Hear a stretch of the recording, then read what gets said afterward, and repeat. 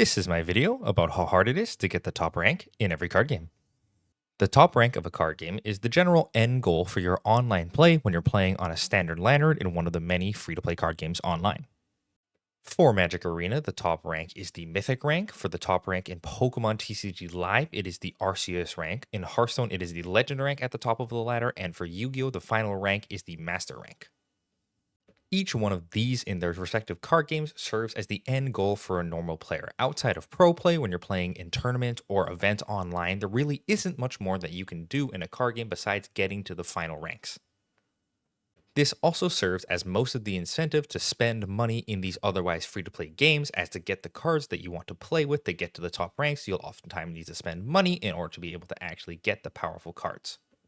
That is, of course, outside of just having a good time and spending money on the game because you want to play with new cards that may be just fun, but not that interested in actually getting to the higher ranks of the game. In my previous live streams, I've streamed myself getting to the top ranks in each of the card games so I can give you all a proper review of how difficult it is to get to the top rank in every card game. I think if you're going to be playing these games online and you do plan on grinding the ladder and getting to higher ranks, it's important to know a few things before you're going in, and that's what this video will hopefully inform you about. First off, how long the grind is. The grind may be longer depending on the deck you end up playing. If you're playing a slower, more controlling strategy, of course, it's going to take longer than if you play something hyper aggressive, but in general, all the different grinds will have a certain length they will need to take depending on how they are set up. Secondly, how hard the grind is. Depending on the deck you are playing, this will also have a factor. If you're playing an extremely simple strategy, it may be a lot easier on you as a player to grind up to those high ranks, but in general, all of the different games have a skill floor that you'll need to reach in terms of the game to be able to grind up to the highest ranks of the ladder. All this is notable because there are different ranked awards given out depending on what rank you reach at the end of every season in all of these different card games, meaning that if you are good at the game or if it is really easy to grind up, it may be in your interest to actually grind the ladder, get to a higher rank, and receive those free ranked awards at the end of the season. Finally, of course, also the most subjective category, is it fun? Is it actually fun to grind on the ladder? Because if you're playing every game and having an absolutely miserable time, I don't think it is worth any amount of your time to play on a ladder where you're not having a good time. So I will also go into a slide talking about whether or not I had an actual good time on the grind playing myself. First up is Magic the Gathering. So how hard is it to get to the Mythic rank in Magic the Gathering Arena? I would say that Magic Arena is fairly difficult, although it does provide you with options, as you can either play best of 1 or best of 3, which is something that is only present on the MTGA ladder, unlike the other card games in this video. This provides a lot of benefit because if you are focused on playing only aggressive strategies, they perform a lot better in the best of 1 game mode, and they are also a lot faster, meaning that if you are only focused on getting to the top rank, playing aggressive strategies in best of 1 will give you a much faster rate.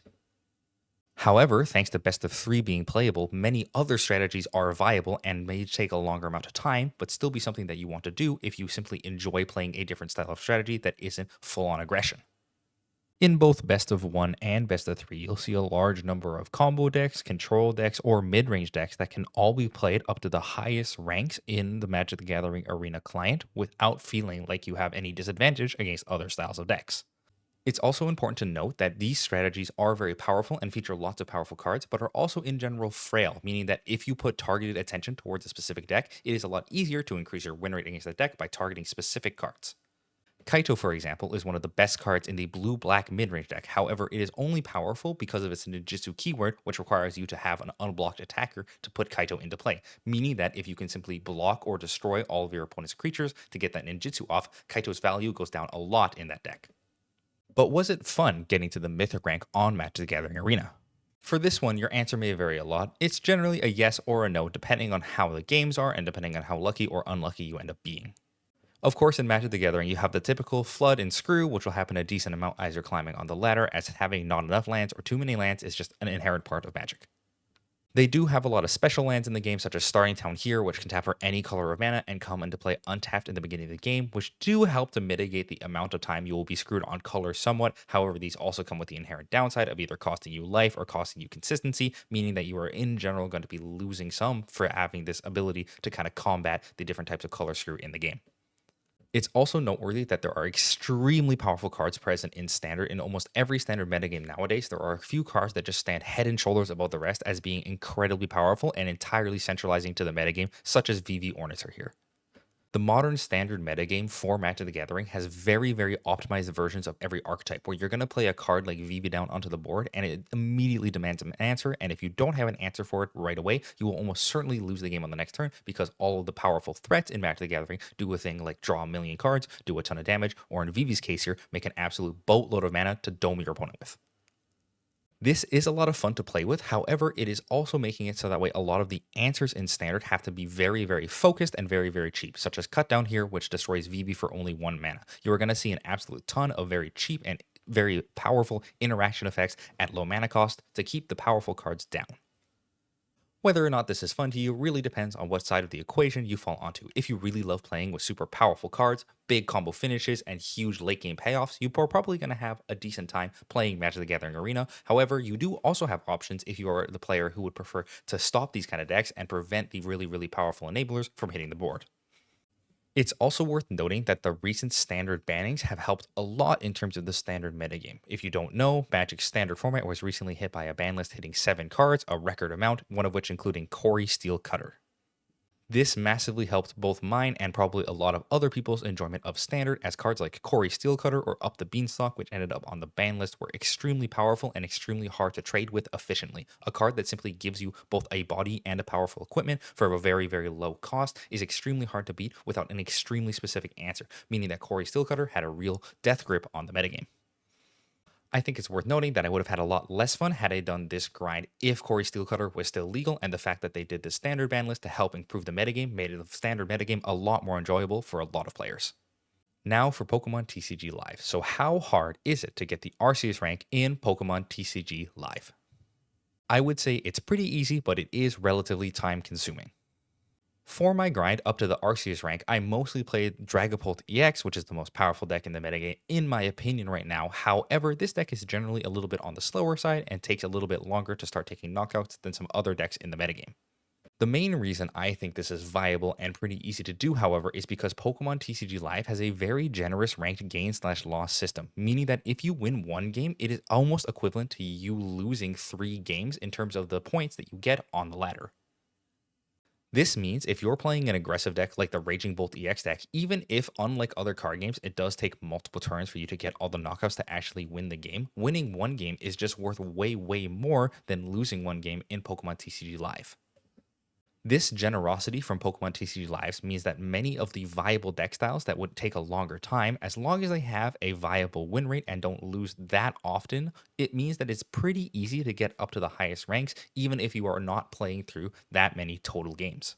This means if you prefer slower strategies that are still very viable and are able to win a lot of games in the TCG, but would take a lot of time to play or a lot of time to think about the lines, for example, Noctowl here with its Terra Box strategy, they are still viable for you to get to the highest ranks because you simply can just play many a game, and even if you lose some, it's okay. It's not going to take you that many games to get to the highest rank. When you get to the highest ranks approaching Master Ball tier in the Pokemon TCG Live, your losses do start being worth about half as much as your wins, meaning it is generally advisable to switch to a more aggressive or faster deck that still has a high chance of winning. I switched over to Golden Go EX off of the Dragapult deck. However, it is still extremely viable to get to these high ranks if you're just willing to grind out for a little bit longer with whatever deck you wish to play on Pokemon TCG Live. But was it actually fun grinding through all those games to get to the Arceus rank on Pokemon TCG Live? Absolutely. I think that it was really hard for you not to have a great time playing Pokemon TCG Live unless you have the biggest detractor that you absolutely hate of Badoo.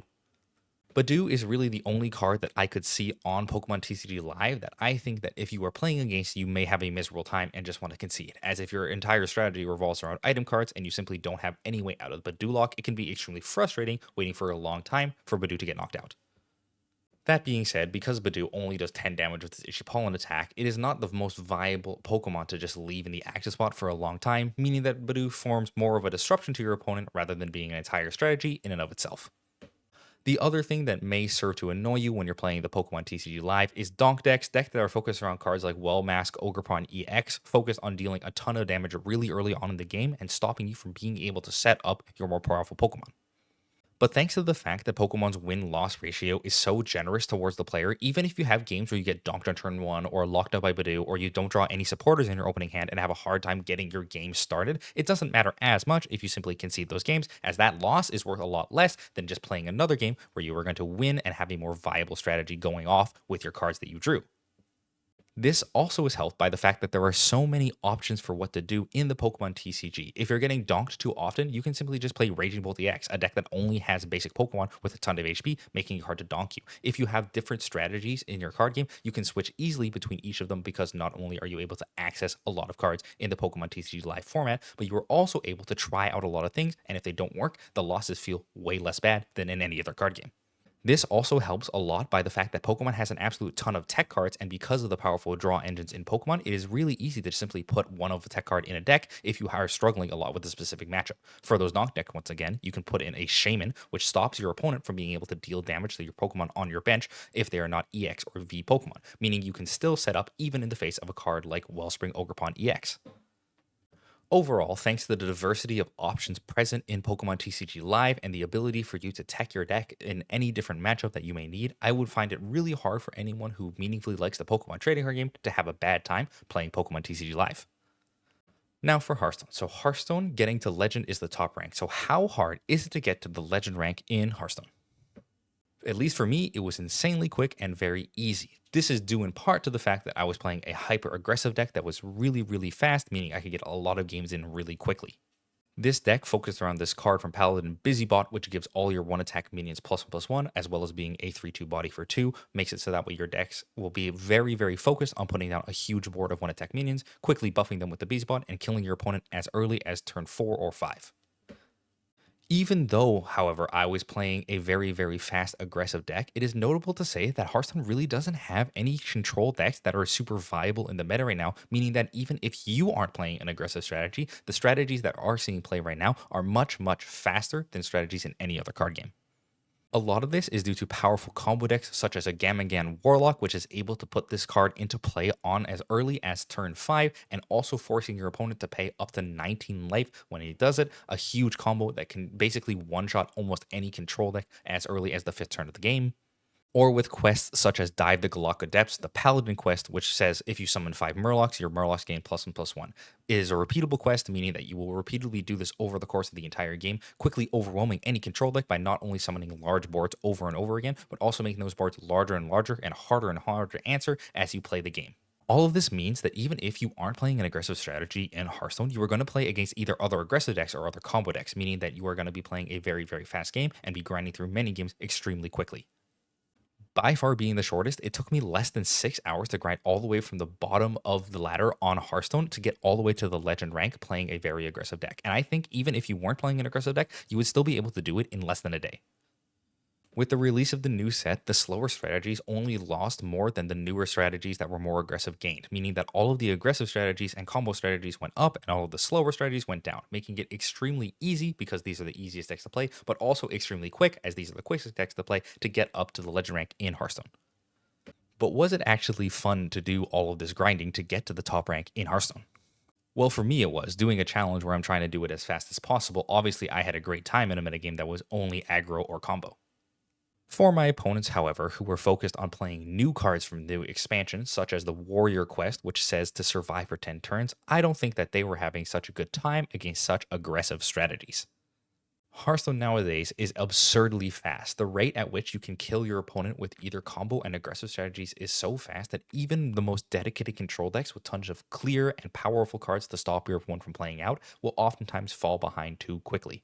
A lot of this is due to new cards being printed, like Platasaur here, which is a 1/2 that draws a card. The battle cry is only offset by its downside of discarding a card as the death rattle, but for the most part, you're not going to be discarding the card. As in an aggressive strategy, you'll simply play down Platasaur early game and then immediately play out the card that you got off of it, not losing a card at all. Or in the late game in your aggressive deck, this card is a 1/2 that adds to the board and also gives you more gas in the late game. Nothing exemplifies the fact that the game is so fast more than the fact that Wisp is extremely playable in many of the top decks in Hearthstone right now. This 0 mana 1/1 is powerful for giving you a body early on, being able to be buffed by many other buff cards, giving you a card that you can easily cycle with. There are so many things you can do with Wisp that Wisp is one of the most playable cards in the metagame right now. I think you're going to have a lot of fun with Hearthstone right now if you completely hate control and don't want to play against anything even remotely slow. But it is not particularly diverse playing against a ton of decks, playing down Platasaur and Wisp every time and trying to beat you to death as fast as possible. Even the most controlling class of warrior in general is still trying to do the control thing, but their control deck is kind of accented by the fact that it's also a combo deck revolving around this card, Testing Dummy, which does 8 damage randomly split amongst all enemies. Most of the deck is focused on just triggering this death rattle in as many ways as possible to quickly burst your opponent down with a ton of randomly split damage. Overall, while Hearthstone was definitely a big relief in terms of my 1 week grind to get to the top rank in all the card games, I don't think Hearthstone is the best for you to play unless you are really, really focused on killing your opponent as fast as possible at any cost. And finally, for Yu-Gi-Oh! So how hard is it to get to the master rank in Yu-Gi-Oh? I would say that it's insanely hard. So hard, in fact, that I didn't actually end up doing it even after grinding at it for multiple days at the end of my week-long challenge to get to the highest rank in every card game. A lot of this is due to the time constraints. I did Yu-Gi-Oh! Last, and it happened in the middle of the rotation, meaning that I had a large period of time where I simply wasn't allowed to grind up the ladder, and I also lost a bunch of ladder points, ranking down back down to platinum after the fact I lost out of diamond. The time constraints also later on the fact that I was playing the best deck in Master Duel right now, which was Malice, a deck focused on playing cards from Banish and having a lot of effects that go off during the turn you play the Malice combo.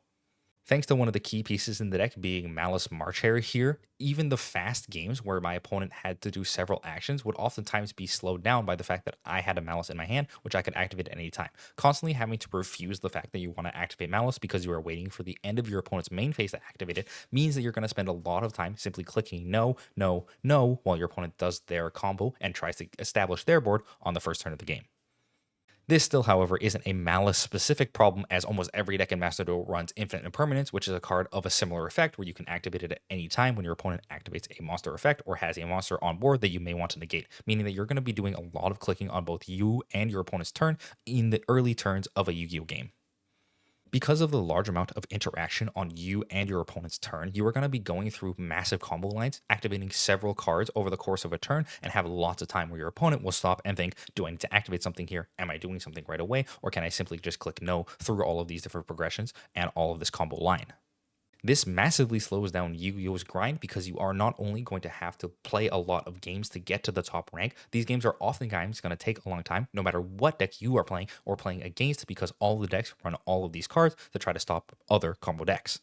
I will say, other than the times where my opponent immediately conceded to me activating Maxi and them not having an answer, there weren't that many games that went very quickly. Generally, the only way the game would ever actually go quickly is if you used a card like Maxi to instantly win the game on the first turn before your opponent could do literally anything.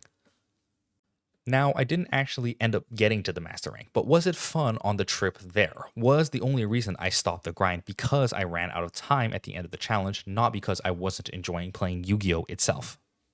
Nope, not for me. Not on Master Duel, at least. Mostly, this was a bad timing thing, I think, because Malice was the best deck in the metagame and the deck that I felt like I needed to play to have a chance of winning. There was an absolute ton of mainboard Lancia present in the format.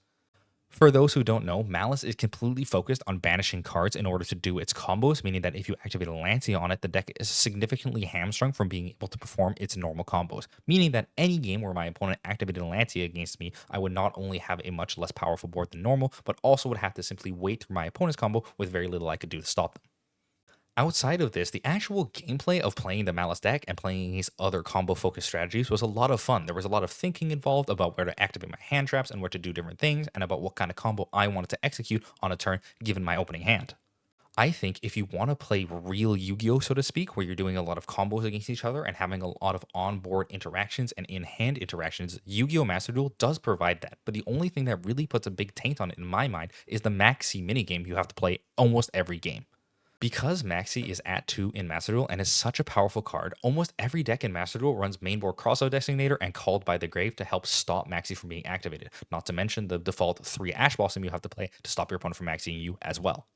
All these cards make it so that way what would sometimes be a very, very cool combo slugfest where you're playing against your opponent and summoning a bunch of cool monsters against each other, trying to negate at important points to stop your opponent from comboing into something too powerful that'll instantly beat you, oftentimes turns into non-games where your opponent would just activate a single card that beats your whole strategy, and then there's nothing you can really do to stop them, and you can simply concede on the very first turn of the game before you've actually done any playing at all. This is the weird tension that I feel is at the core of Master Duel, because a lot of the fun parts of Yu-Gi-Oh! In my mind are the fun combo things that you get to do, where you get to summon huge boards, counter your opponent's things, and have a big interactive gameplay fest against your opponent on the very early turns of the game. But because of the fact that Master Duel has Maxi Legal and a lot of other powerful enablers that instantly stop your opponent from doing anything, a lot of your games that would otherwise be a lot of fun get brought down to a simple minigame where my opponent activates Maxi and then I have to check my hand to see if I have a cross up for them. Overall, I do think the actual gameplay of Yu-Gi-Oh! Is both deep, fun, and interesting, and something that you should strive to. But I would say don't strive to play it in Master Duel, as a lot of your games will be not decided by this, and a lot of your grinding will just be, did I draw the maxi or not? In conclusion here, I think it's pretty obvious that if you're already good at the games, it is pretty easy to get to the top rank in any of the card games with a little bit of devoted time and effort. If you want to make your grind easier, however, a lot of it is helped by having low decision decks. Aggressive decks that don't have a lot of points of decision, meaning that if you are doing a large grind, you will have a lot less things you have to think about while doing the grind, and you can, in general, let the deck mostly pilot itself. These should be included into your grind if you are either a new player and are just trying to figure out how to get to the top rank as easily as possible, or if you are not focused on doing that many interactions because you are going to be grinding for a long time, meaning that because you were doing it for a long time, you want to lower your amount of decisions made, meaning that you can think about the more important decisions more often. I think it is also helped a lot by the fact that there are diverse options present in many of the card games that make it a lot more enjoyable of a grind to get up there. If you can play lots of different types of decks, it means that not only if you're a player that only plays one type of deck that you will be able to play the deck and get to the top rank, but it also means that if you are a type of player who likes to switch between many decks, you won't be forced to stick to a single deck to get to the top ranks. The thing that surprised me the most, however, is the fact that the overall power level of the cards really didn't feel like it made a huge difference on my enjoyment or my time spent getting the large grind. Even though VV Ornature is an absolutely absurd card that almost instantly kills your opponent when it's put down onto the board, that didn't really end up mattering that much, as because this card was so powerful, a lot of the other powerful cards were built around VV Ornature, making this card a little bit weaker in comparison to everything else because everyone was focused on it. In my mind, this is the dream for what you want your grind to be when you're getting up to the top ranks in a card game. A card that is super powerful and definitely lets you live the dream of doing a super powerful thing and winning the game in one fell swoop, but isn't so powerful that your opponents feel like there's absolutely nothing that you can do when they play down that card. They can simply remove it and then your game continues on as normal.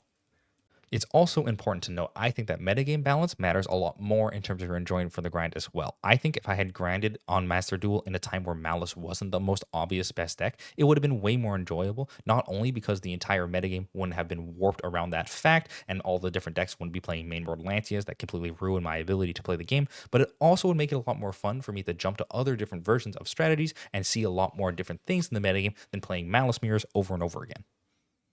Overall, there's a lot to think about when you're not only going for a grind or setting up a grind in your own card game, but the most important thing I think at the end of the day is to see if the metagame is fun and worth playing, then you could probably go in and try to get to that top rank. And if you are not focused on getting to the top rank for the enjoyment of it, I don't think it's really worth it. You can simply wait for the game to improve to a point where hopefully the metagame is more to your liking. And that's the video. Thanks for watching. Let me know down in the comments below how it was your first time trying to climb to the top rank. I'm sure that everyone has their own story of getting to the highest rank in any card game and what it means to them when they got to legend rank for the first time, for example. Thanks for watching. Remember to like and subscribe for more if you want to see more content just like this. I'll see you all in the next video. Thanks for watching.